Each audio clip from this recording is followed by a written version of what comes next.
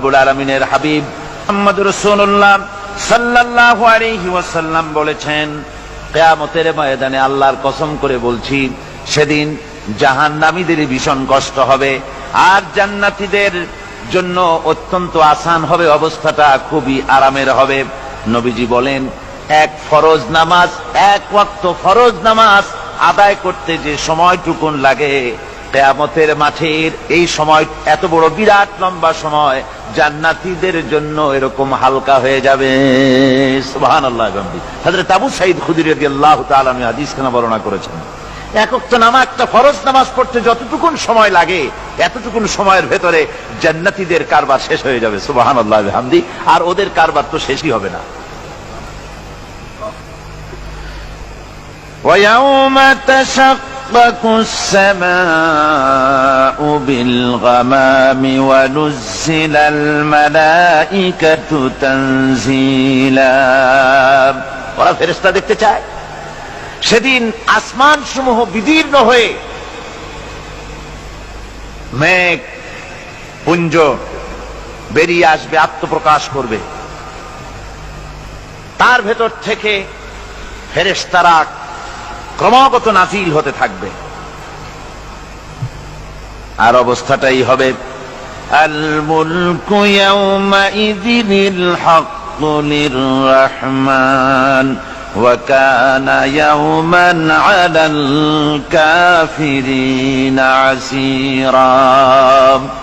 আর সেদিনে বাদশাহী হবে কেবলমাত্র রহমানেরই। ওয়া কানা ইয়াওমান আলাল কাফিরিনা আসীরা। আর সেই কিয়ামতের দিন, সেই সময়টা হবে কাফেরদের জন্য বড়ই কঠিন। এখানে কিয়ামতের কিছু কথা বলা হচ্ছে, কিছু আভাস দেওয়া হচ্ছে যে আসমান সমূহ বিদীর্ণ হয়ে মেঘ পিণ্ড বেরিয়ে আসবে এবং তার থেকে ক্রমাগত ফেরেশতারা নাজিল হতে থাকবে। আল্লাহর হাবিব বলেছেন, কেউ যদি কিয়ামতের দৃশ্য দেখতে চায়, সেজন্য সূরা ইজা শামসু কুবিরাত ওয়া ইজা সামাউ ফাতারাত, ইজা সামাউ শাক্কাত, এই সূরাগুলি যেন পড়ে, তাহলে কিয়ামতের দৃশ্য তার চোখের সামনে প্রতিভাত হবে। কিয়ামতের দৃশ্যটা আসলে কেমন হবে, সেই সূরাগুলি তেলাওয়াত করলে সে বুঝতে পারবে। যেমন আল্লাহ পাক বলছেন, إذا السماء فطرت وإذا الكواكب انتثرت وإذا البحار فجرت وإذا القبور بعثرت।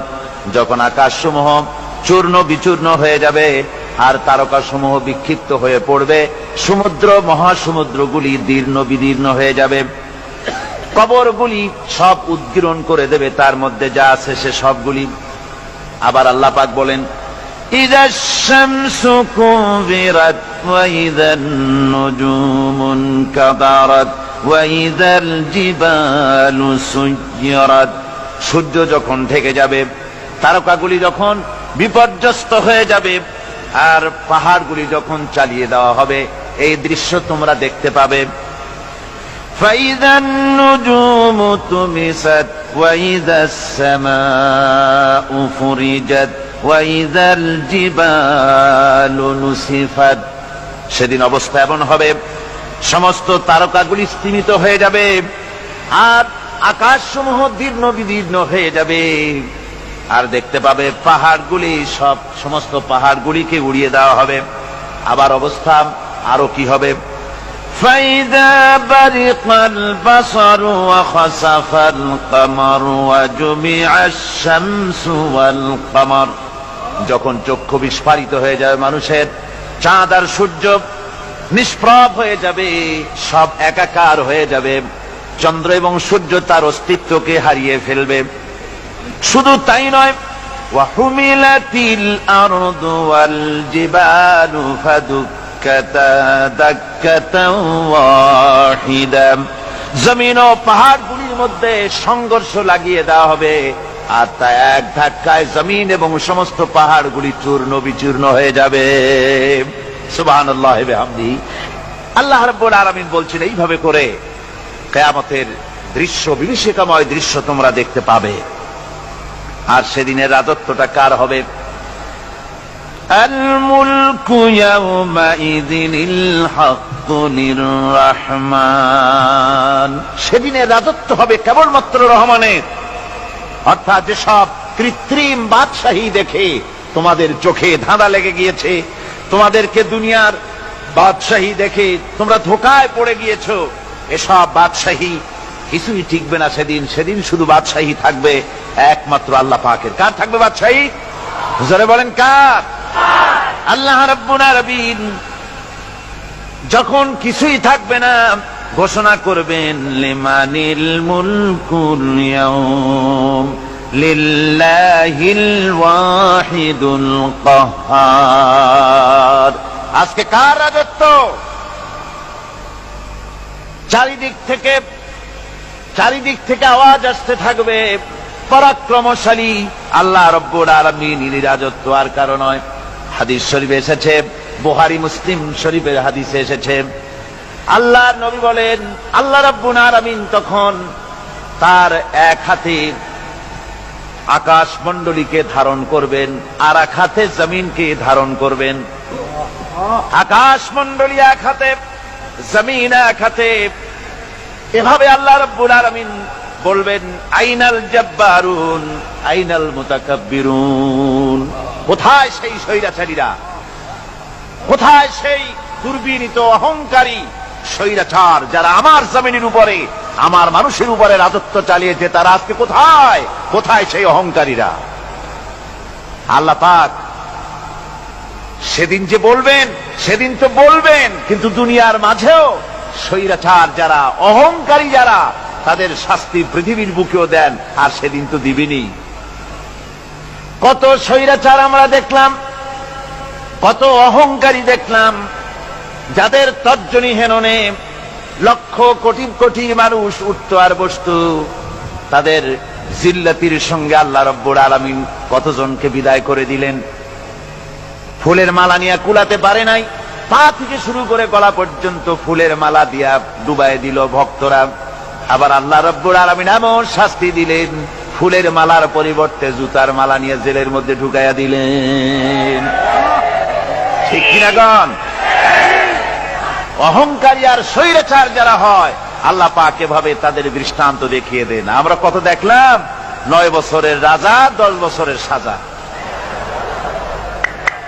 পৃথিবীর বুকে যারা অহংকার করে, যারা স্বৈরাচার হয়, আল্লাহর আইনকে যারা বৃদ্ধঙ্গুষ্টি প্রদর্শন করে, আল্লাহ পাক তাদের জমিনেও দেখান। এখানে চূড়ান্ত ফয়সালা আল্লাহ করেন না, আসল ফয়সালার জায়গা তো আছেই, তবে এখানে নমুনা দেখায় দেন। কিন্তু মুশকিল হচ্ছে, ইতিহাসের সবচাইতে বড় শিক্ষা হলো ইতিহাস থেকে মানুষেরা শিক্ষা গ্রহণ করে না। একজনে যে কাম করে বিপদে পড়ে, আর একজন এসে আবার সেই পথেই অগ্রসর হয়, নিশ্চিত মৃত্যুর পথে। আমার বন্ধুগণ, আল্লাহ পাক বলছেন সেই দিন আমার রাজত্ব হবে, আর কারো রাজত্ব হবে না। ওয়াকানা ইয়াওমান আলাল কাফিরিনা আসীরা। আর ওই দিনটা, ওই কিয়ামতের দিন হবে কাফেরদের জন্য সবচাইতে কঠিন। সবচাইতে কঠিন হবে কাদের জন্য? কাফেরদের জন্য। কাফের কারা?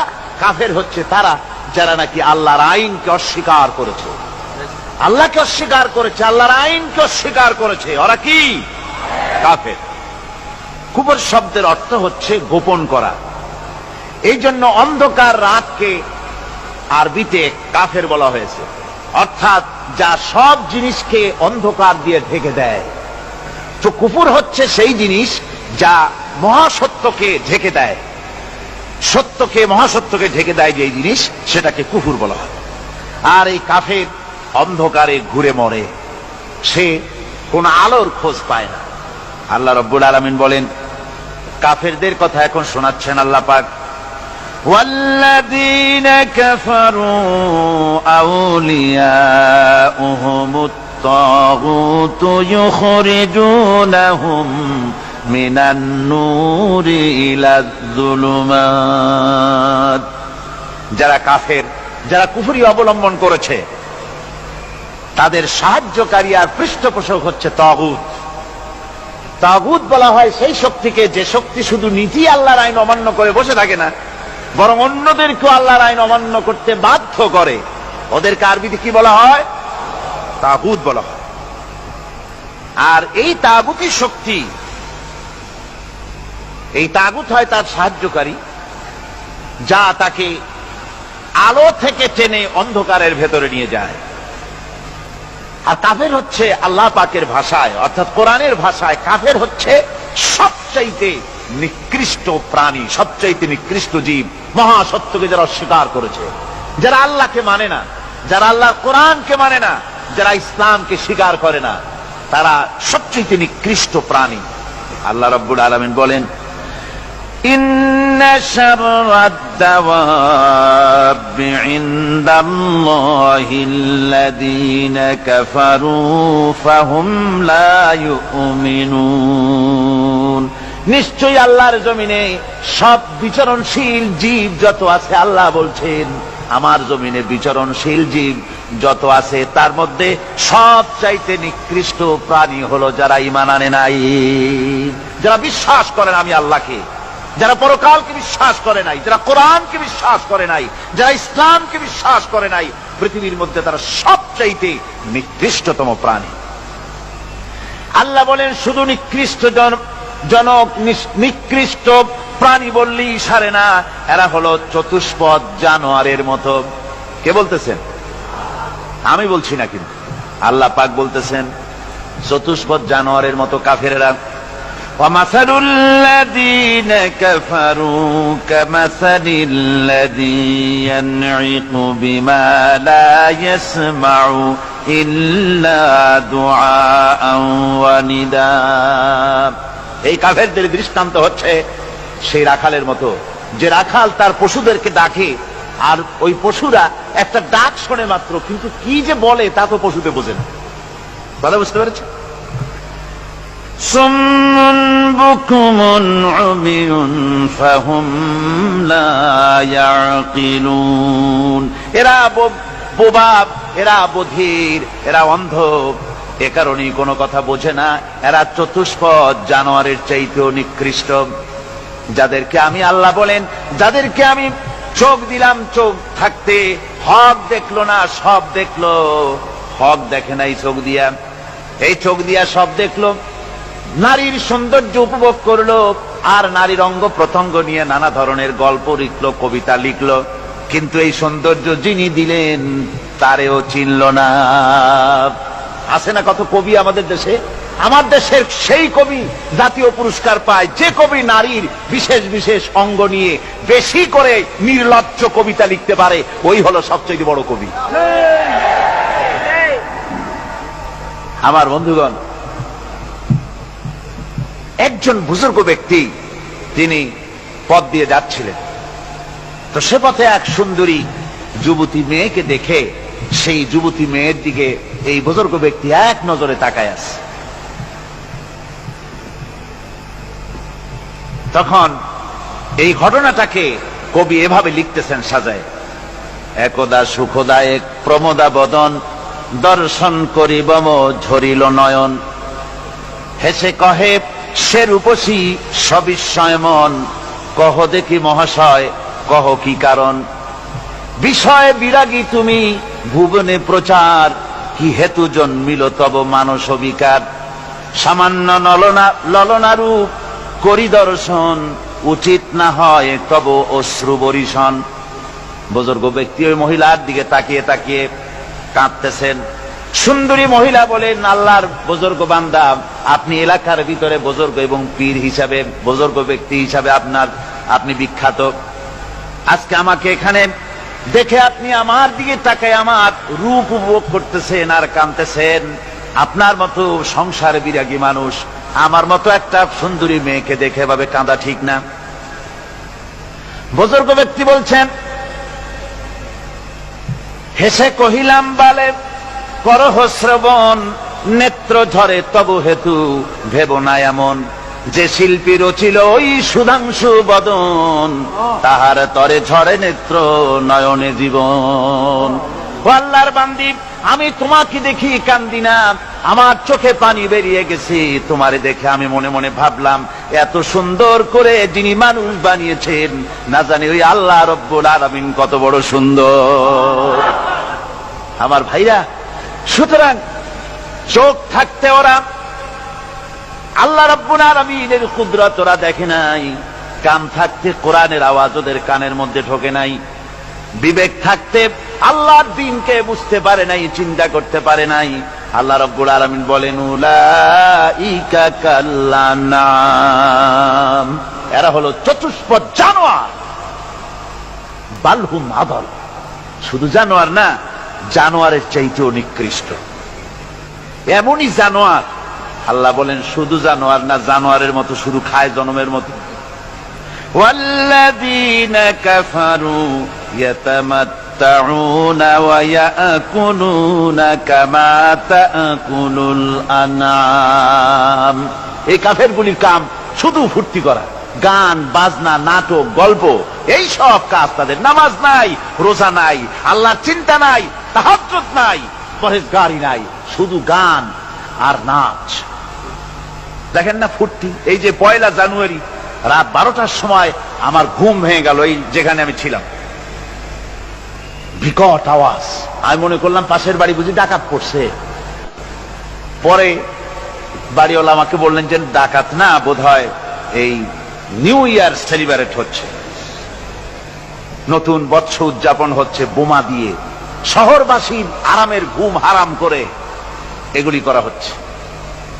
এ তো গেল 1 জানুয়ারি। আর যখন আমাদের নিজেরটা যখন আসে, অর্থাৎ 1 বৈশাখ, তখন দেখছেন অবস্থা 1 বৈশাখে। এবছর আমাদের দেশে 1 বৈশাখে ঢাকায় যে দৃশ্য আমি টিভির মধ্যে দেখলাম, তাতে আমার মনে হয়নি যে 12 কোটি মুসলমানের দেশে রাজধানীতে এই দৃশ্য হচ্ছে। আমার মনে হচ্ছিল এটা বুঝি কলকাতা অথবা অন্য কোনো শহর হবে। আমি দেখলাম সমস্ত যুবক যুবতী, নারী পুরুষ, বিভিন্ন বয়সের লোক সব একসঙ্গে রাস্তায় নেমেছে, নাচতেছে। তার মধ্যে বুদ্ধিজীবী আছে, শিক্ষিত লোক আছে, সমানে নাচতেছে। আর তাদের মুখোশ পরা, বানরের মুখোশ, কুকুরের মুখোশ, শূকরের মুখোশ, ঘোড়ার মুখোশ, পাপী শিয়ালের মুখোশ, এই মুখোশ পরে এভাবে নাচতেছে। আমি চিন্তা করলাম, নববর্ষের সাথে কুত্তার মুখোশের সম্পর্ক কি? নববর্ষের সাথে পাপী শৃগালের মুখোশের সম্পর্ক কি? তাহলে ওরা কি বলতে চায় যে আগামী বছরটা আমরা কুত্তার ভূমিকায় অ্যাক্টিং করব, অথবা শৃগালের মতো ধূর্তামি করব জাতির সাথে? তারপরে কি করলো? সকাল বেলায় যুবক যুবতী 1 বৈশাখ সূর্য উদয়ের আগে রমনা লেকের পাড়ি গিয়ে সব দাঁড়িয়েছে বাসন্তী রঙের শাড়ি পরে।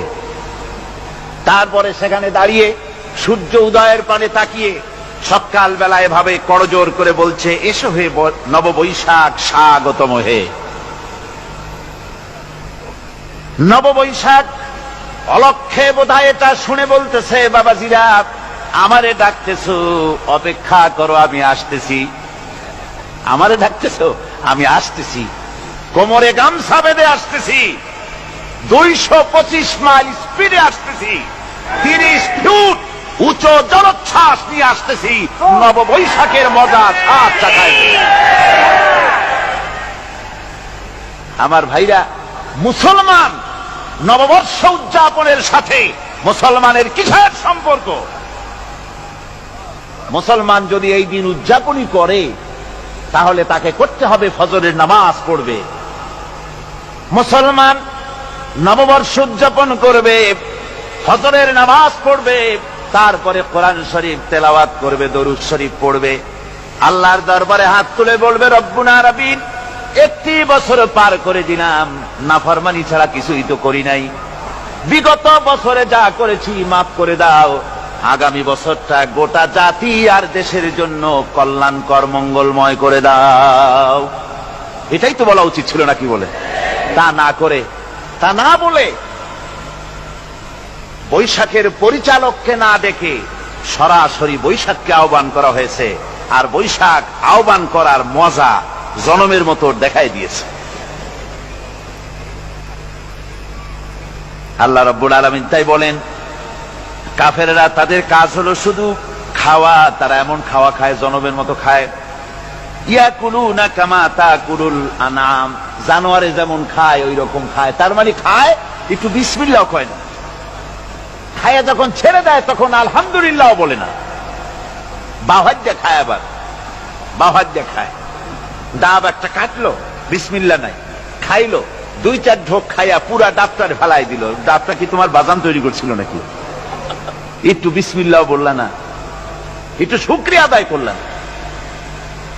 আমি গত এই ডিসেম্বর গেল, ডিসেম্বরের 16 তারিখ আমেরিকা থেকে এসেছি। ওখানে দেখলাম তারা প্রতি নভেম্বর মাসের শেষ বৃহস্পতিবার থ্যাঙ্কস গিভিং ডে অবজার্ভ করে। তা আমি জিজ্ঞেস করলাম, থ্যাঙ্কস গিভিং ডে জিনিসটা কি? ওরা বলল, এটা হচ্ছে এই যে গড আমাদেরকে সারা বছর ভালো খাওয়াইছে, আমাদেরকে ভালোভাবে পড়াইছেন, সুন্দর রেখেছেন, এই জন্য আমরা গডকে থ্যাঙ্কস দেই নভেম্বরের এই শেষ দিনটিতে। সারা বছরের ভালো খাইছি, ভালো থাকছি, এই জন্য গভর্নমেন্টকে মানে গডকে থ্যাঙ্কস দিলাম। আমি আমার আলোচনায় সেখানে বললাম যে দেখেন, রাশিয়ার সাথে আমেরিকার পার্থক্য তো এখানে। ওরা গডকে অস্বীকারই করেছে, গডই মানে না। আর এরা গডের নামাজ রোজা বা ইবাদত কিছু করুক আর না করুক, গডের অন্তত একটা ধন্যবাদ দেয়। ওরা ওদের ডলারে লিখেছে, ইন গড উই ট্রাস্ট। প্রত্যেকটা ডলারে লেখা, আমরা গডে বিশ্বাস করি। তো শুকর আদায় করলে তো আল্লাহ বাড়িয়ে দিবেন। আল্লাহ রাব্বুল আলামিনের সুন্নাত হলো, শুকর যদি কেউ আদায় করে আল্লাহ বাড়িয়ে দেন। লা ইন শাকারতুম লা আযীদান্নাকুম ওয়া লা ইন কাফারতুম ইন্না আযাবী লাশাদীদ। আমার নিয়ামতের শুকর যদি আদায় করো আমি বাড়ায় দেব, আর যদি নিয়ামতের শুকর আদায় না করো তাহলে মস্ত বড় শাস্তি তোমাদের জন্য রেখেছি। তো আমেরিকা শুকর আদায় করে নিজেরা খাইয়া, কিন্তু ওদের জমিন হলো বিশাল জমিন। আমি কয়েকবার গিয়েছি এবং বহু স্টেট সফর করেছি। ওদের জমিন এত ফার্টাইল, জমিনে যদি রীতিমতো তারা ফসল ফলাতো, এই ফসল সারা দুনিয়ার দরিদ্র ভূমুক্ষ জনতাকে খাওয়াইয়া বাঁচাইতে পারত। কিন্তু ওরা তা করে না। ওরা করে কি? ওরা মুনাফার হার, বাজার দর ঠিক রাখার জন্য নির্দিষ্ট পরিমাণ জমিনে ফসল ফলায়, কিন্তু জমিন এতই উর্বর, ওদের মেজারমেন্ট করা, মাপ করা, হিসাব করা ফসল হয় না, ফসল হয় বেশি। তখন বাড়তি ফসলকে তারা প্রতি বছর লক্ষ লক্ষ টন আলু আর গমকে তারা সমুদ্রে নিক্ষেপ করে। তাদের আলু এবং গম সেই সময় তারা নিক্ষেপ করে সমুদ্রে যখন ইথিওপিয়া, সুদানে মানুষ না খেয়ে মরছে। পৃথিবীর বিভিন্ন দেশে মানুষ ক্ষুধার যন্ত্রণায় যখন চিৎকার করছে, আর তাদের এই চিৎকারে আকাশ বাতাস ভারী হয়ে যাচ্ছে, তখন ওরা এই কামটি করছে। তাই আমি ওই প্রথম দিন বলেছিলাম যে রাশিয়া যেমন খান খান হয়েছে, অস্তিত্ব বিলুপ্ত হয়েছে আল্লাহর সাথে নাফরমানি করার কারণে। আপনারা বলতে পারেন কমিউনিজম কি একটা সহজ ব্যাপার? একটা বিরাট শক্তি। পৃথিবীর বুকে কত দেশ তারা ডমিনেট করতেছিল। কোন যুদ্ধ নাই, কোন রক্তপাত নাই, বিনা ধাক্কায়, বিনা বাতাসে, বিনা ঝড়ে বিশাল মহিরুহু চিৎপটাং। এটা হলো কেন? কেন হলো রাশিয়ার এই দশা? আমি লালদিঘির ময়দানে বলে গেছিলাম, আমি চিন্তা করে যেটা পাইছি সেটা হচ্ছে দুনিয়ার সমস্ত মতবাদ আল্লাহকে কোনো না কোনো প্রকারে স্বীকার করে। তার কথা মানুক আর না মানুক, আছে একটা কিছু, এতটুকুন বলে যে আল্লাহ আছেন বা গড আছে বা একটা কিছু আছে। কমিউনিজম, সমাজতন্ত্র হলো পৃথিবীর একমাত্র নিকৃষ্ট মতবাদ, যে মতবাদ সরাসরি আল্লাহকে স্বীকার করেছে, বলেছে আল্লাহ নাই, দেয়ার ইজ নো গড। তারা ধর্মকে আফিম বলেছে। আল্লাহ পাক তাই কোন যুদ্ধ ছাড়া, কোন মারামারি ছাড়া, কোন রক্তপাত ছাড়া এই বিশাল শক্তিকে ফুৎকারে উড়িয়ে দিলেন। তুলার মতো হয়ে, গোটা রাশিয়া তুলার মতো হয়ে, পেঁজা তুলা, ধোনা তুলার মতো হয়ে সব উড়ে চলে গিয়েছে, অস্তিত্ব বিলুপ্ত হয়ে গিয়েছে। কিন্তু আমাদের দেশের খুচরা কমিউনিস্টরা এখনো স্বপ্ন দেখে ওই যে কালকে বলেছি, তারা বলে কলমের খোসা এটা এখনো নষ্ট করা যাবে না, এটা এখনো চালু করা হবে, এখনো চীনে আছে, এখনো কিউবায় আছে। ওই কিউবা থেকে, চীন থেকে ফিদেল কাস্ট্রোর একটু আওয়াজ শোনে, চীন থেকে মিস্টার ব্যাং না কি জানি না, ব্যাং, এর আওয়াজ শোনে, আর তাই মনে করে এ বুঝি সমাজতন্ত্রের বিজয়ের গান। না, চীন থেকে আর কিউবা থেকে যে আওয়াজ আজকে উঠতেছে, এ আওয়াজ সমাজতন্ত্রের বিজয়ের আওয়াজ নয়, এটা হলো সমাজতন্ত্রের মরণ যন্ত্রণার গোঙানির আওয়াজ। কাজেই এরা দুনিয়ার বুকে শুধু আনন্দ এবং ফুর্তি করে, আল্লাহর হককে, আল্লাহকে চিনতে তারা ব্যর্থ হয়েছে। আল্লাহ রাব্বুল আলামিন বলেন, অবিশ্বাসীদের কৃতকর্ম, তাদের কাজগুলি, তাদের কর্মফল সব নিষ্ফল হয়ে যাবে। ওয়াল্লাযীনা কাফারু আ'মালুহুম কাসারাবিন বিকিআতিন ইয়াহসাবুহুল যামআনু মা। আল্লাহ পাক বলেন, কাফের যারা, অবিশ্বাসী যারা, যারা আমাকে অস্বীকার করেছে, অবিশ্বাস করেছে, তাদের আমলগুলি হলো মরুভূমির মধ্যে মরীচিকার মতো। মরুভূমির মরীচিকা, মানুষ যখন মরুভূমির ভিতর দিয়ে যায়, পানির পিপাসা লাগে, দূরে দেখে পানি চিকচিক করতেছে, আর ওই মরীচিকা যেটাকে সে পানি মনে করেছিল, হাত্তা ইযা জাআহু লাম ইয়াজিদহু শাইআ, যেটাকে সে পানি মনে করে ছুটতেছিল, যখন কাছে গেল, আল্লাহ পাক বলেন কিছুই সেখানে পায় না, শুধু মরীচিকা, বালু আর বালু। এরকম করে যারা আমার দিনকে অস্বীকার করেছে, আমাকে অস্বীকার করেছে, তারা যত ভালো কাজ করুক আর যাই করুক না কেন, তাদের কৃত কর্মগুলি এভাবে সব নিষ্ফল। এ হলো এক কথা। 2 নম্বরের কথা হলো, ওরা মনে করেছিল সমাজতন্ত্র শান্তি দেবে, কমিউনিজম শান্তি দেবে, সোশ্যালিজম শান্তি দেবে, ক্যাপিটালিজম শান্তি দেবে। এই শান্তির চিন্তা করে অগণিত মানুষকে হত্যা করে সমাজতন্ত্রের রাজত্ব যখন কায়েম করলো, 70 বছর চলে গেল, তারপরে তারা দেখলো হাত্তা ইযা জাআহু লাম ইয়াজিদহু শাইআ, কিচ্ছুই পেল না। তারা ক্ষুধার যন্ত্রণায় মরলো, কাপড় নাই, খাবার নাই। তারা ওই রাশিয়া থেকে, চেকোস্লোভাকিয়া থেকে, যুগোস্লাভিয়া দিয়া, রোমানিয়া থেকে, হাঙ্গেরি এবং পোল্যান্ড আর মঙ্গোলিয়া থেকে, সেখানে সমাজতন্ত্র তাড়াতে আমরা যাই নাই। আমরা সেখানে সমাজতন্ত্রের বিরুদ্ধে তাফসীর করি নাই, ব্যাখ্যা করি নাই, বক্তব্য রাখি নাই। ওই সব দেশ থেকে সমাজতন্ত্র তাড়াইছে কে? কারা তাড়িয়েছে? না না, ওরা নিজেরাই, সেই দেশের জনগণই এটাকে উৎখাত করেছে তাদের জমিন থেকে। আল্লাহ পাক বলছেন, যারা আমার দিনকে, আমার বিধানকে যারা অস্বীকার করবে, তারা এই অস্বীকারী অবস্থায় যদি মৌত হয়, আমার সমাজতন্ত্রী কোনো ভাই যদি এ মাহফিলে থাকেন, কমিউনিস্ট কোনো ভাই যদি এ মাহফিলে থাকেন, তাহলে শুনুন আল্লাহ কি বলতেছেন। আল্লাহর দিনকে, আল্লাহর কোরআন, পূর্ণাঙ্গ জীবন বিধান, অর্থনীতি আছে, সমাজনীতি আছে, রাজনীতি আছে, কথা যারা বিশ্বাস করে না, কোরআনকে শুধুমাত্র নামাজ, রোজা, হজ, যাকাত আর বেহেশত দোজখ যারা মনে করে, জীবন ব্যবস্থা মনে করে না, এই অবস্থায় যদি মারা যায়, আল্লাহ রাব্বুল আলামিন বলেন, ইন্নাল্লাযীনা কাফারু ওয়া মাতু ওয়া হুম কুফফারুন উলাইকা আলাইহিম লানাতুল্লাহি ওয়াল মালাইকাতি ওয়ান নাসি আজমাইন। আল্লাহ রাব্বুল আলামিন বলেন, আমাকে অস্বীকার করার অবস্থায়, আমার দিনকে, বিধানকে অস্বীকার করার অবস্থায় যদি মৌত হয়ে যায়, তাহলে আল্লাহ, ফেরেশতা এবং তামাম পৃথিবীবাসীর অভিসম্পদ তার উপরে হতে থাকে, লানত হতে থাকে। খালিদিনা ফিহা লা ইউখাফফাফু আনহুমুল আযাবু ওয়া লা হুম ইউনজারুন। এই অভিসম্পদ অবস্থায় তারা সব সময় লিপ্ত থাকবে, না তাদের আযাবকে কমায় দেওয়া হবে, আর না তাদের কোন রকম অবকাশ দেওয়া হবে। এখন আরো মজবুত কথা আসতেছে, ওয়ায়াউমা ইয়া'আদ الظالم على يديه يقول يا ليتني اتخذت مع الرسول سبيلا সেদিন জালিমেরা নিজেদের হাত কামড়াতে থাকবে। কোন দিন? বোঝেন না কথা? কোন দিন? কিয়ামতের দিন।